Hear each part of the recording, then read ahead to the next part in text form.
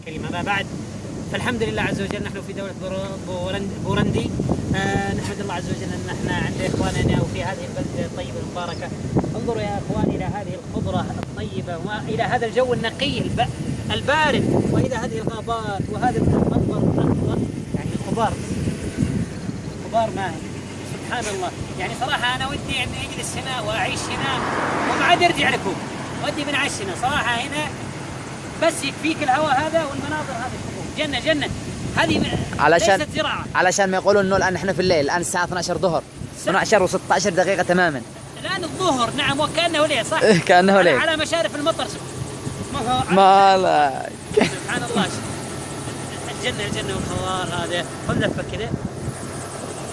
هذه طبعا هذه سيارتنا التي نركب فيها، وما زلنا في الطريق، ما لم نصل المكتبة الجمعية بعد.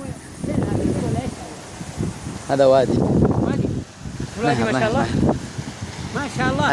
أنصحكم ببورندي، دعوة إلى الله عز وجل وزيارة إلى إخواننا في الله سبحانه وتعالى. السلام عليكم.